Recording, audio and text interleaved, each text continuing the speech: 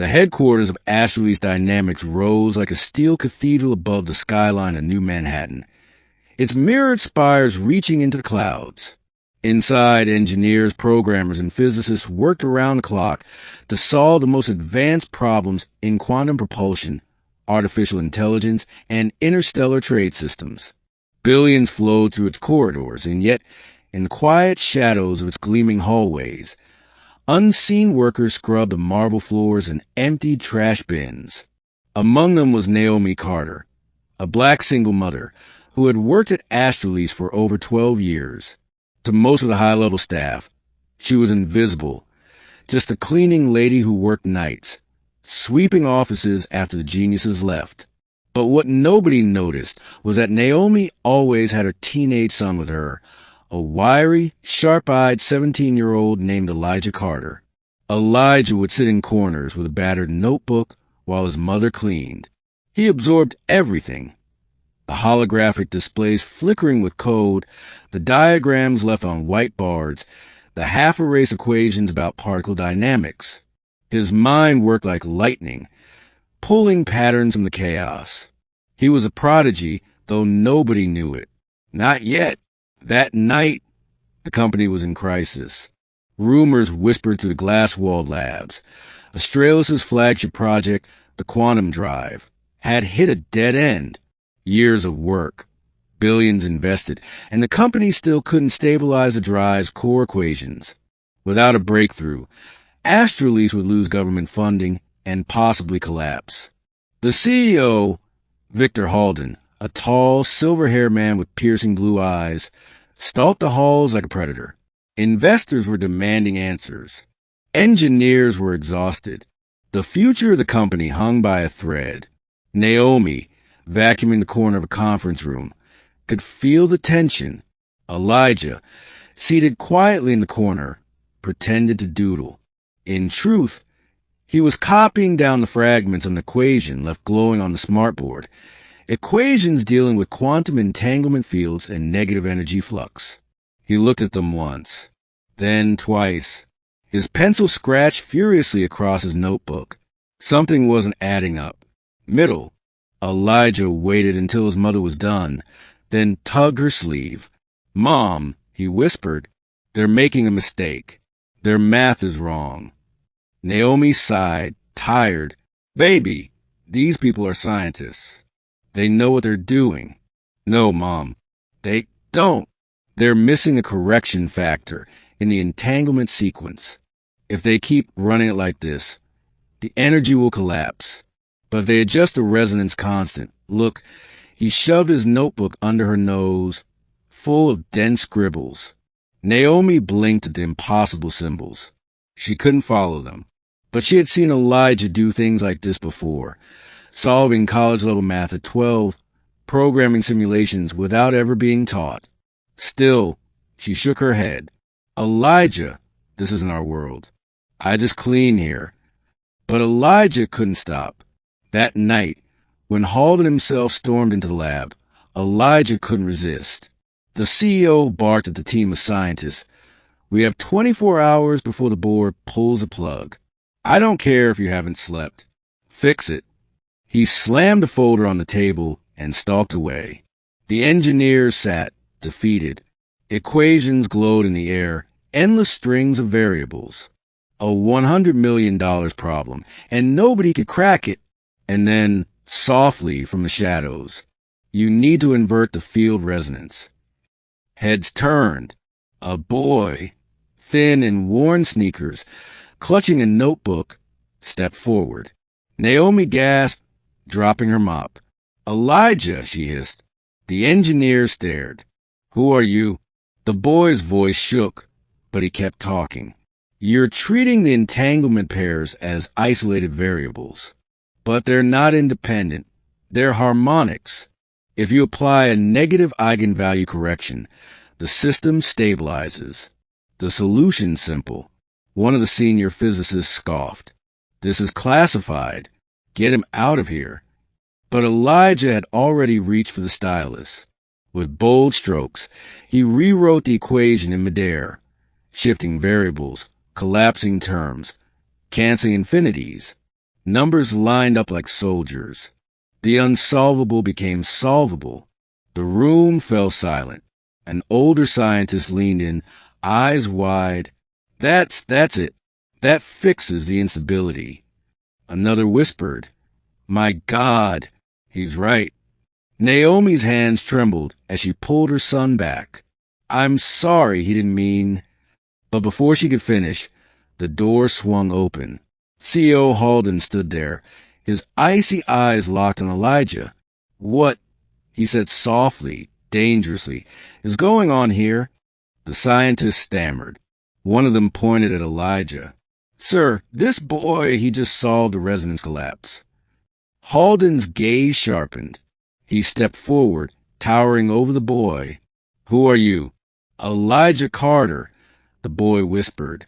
"My mom works here. She cleans her offices." The CEO's lip curled, half disdain, half something else. "You're telling me the cleaner's son just solved $100 million problem my PhDs couldn't touch?" Nobody answered. The evidence glowed in equations across the air. Halden studied Elijah for a long moment. Then he said, "Everyone out." The scientist hesitated. "Sir." "Out." Halden barked. The room emptied, leaving only Halden, Naomi, and Elijah. Naomi stepped protectively in front of her son. "Please, Mr. Halden, don't punish him. He didn't mean any harm." But Halden's expression was unreadable. He leaned close to Elijah, his voice low. "Do you know what you've done?" Elijah swallowed hard. "I fixed it." "No," Halden shook his head. "You've changed everything." The turn. Instead of throwing him out, Halden did something no one expected. He offered Elijah a seat at the table. "You don't belong in the shadows," he said. "From this day forward, you're no longer just a cleaner's boy. You're Australis' youngest research consultant." Naomi's jaw dropped. "He's just 17. Halden's cold smile flickered. "Genius has no age." At first, the staff resisted. A janitor's son? Working beside them? Impossible. They whispered behind his back, tested him with impossible problems, tried to trip him up, but time and again, Elijah solved what they couldn't. He cracked algorithms in minutes, mapped quantum networks in hours, and designed stabilizers that shaved billions off production costs. The boy who once hid in the shadows now stood under the spotlight. Investors marveled at the mystery prodigy who saved the quantum drive. News outlets began whispering about a teenage genius at Astralis. But success came with danger. Rivals tried to lure Elijah away. Government agents started asking questions. And through it all, Halden watched him closely, like a hawk guarding both treasure and threat.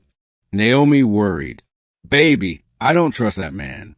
He doesn't do anything out of kindness." But Elijah was too caught up in equations and discoveries to listen. For the first time, the world saw him. For the first time, he mattered. Then came the demonstration. Astralis prepared to unveil the working quantum drive to the world, a drive that could bend space-time, making interstellar travel possible. Billions of dollars and the fate of nations rested on it, and it all hinged on Elijah's correction. Climax. The auditorium was packed with government officials, investors, and journalists. The prototype quantum drive hummed on stage, surrounded by containment fields. Halden gave his speech, his voice booming. "Tonight, Astralis Dynamics changes history. Thanks to a new breakthrough, the stars are within humanity's reach." But as the countdown began, Elijah frowned. Something was wrong. His equations were solid. But Halden's team had altered the design, pushing the drive beyond safe limits. It wasn't about demonstration anymore. It was about domination. If they ran it like this, the unstable energy could tear a hole in the very fabric of space. Elijah leapt to his feet. "Stop the test." Gasps echoed. Halden turned, furious.